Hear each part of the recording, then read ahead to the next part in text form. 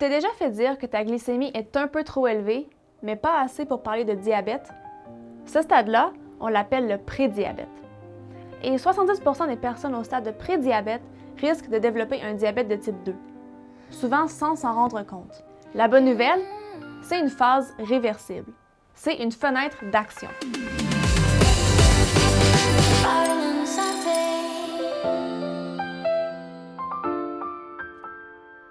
Bonjour, je m'appelle Cécilia.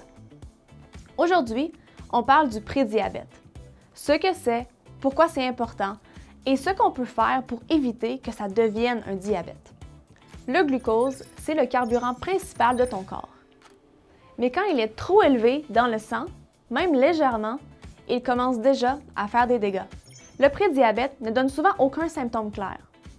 Pourtant, il est associé à un risque accru de maladies cardiovasculaires, d'hypertension et de troubles métaboliques.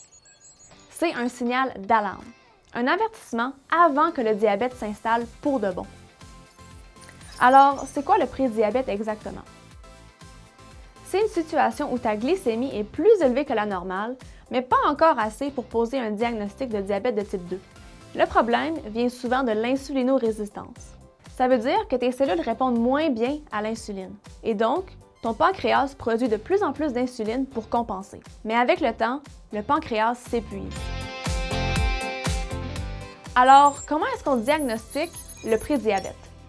On fait une prise de sang qui va mesurer 1. La glycémie à jeun et 2. L'hémoglobine glycosylée, HbA1c, qui reflète la glycémie moyenne des 2 à 3 derniers mois. Sans intervention, l'évolution vers le diabète est fréquente. Mais il y a moyen d'éviter le diabète en changeant progressivement son mode de vie. Alors voici ce qui peut réellement changer les choses. 1. Bouger régulièrement. Pas besoin d'être un athlète.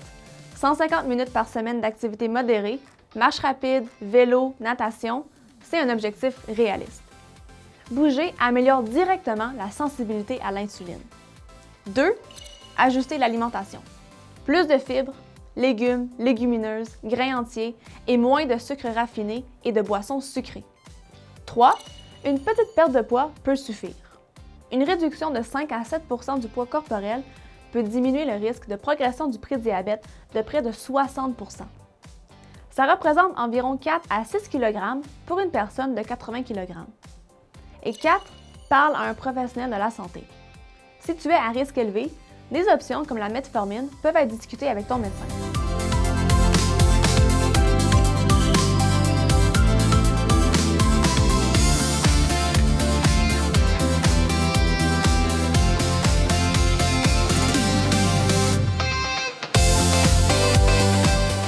Le prédiabète n'est pas une fatalité, c'est une opportunité. Avec des changements progressifs et réalistes, il est possible d'inverser la tendance et d'éviter le diabète de type 2. La prévention, c'est de la médecine puissante. Si cette capsule peut aider quelqu'un autour de toi, partage-la. Et on se retrouve très bientôt. Prenez soin de vous.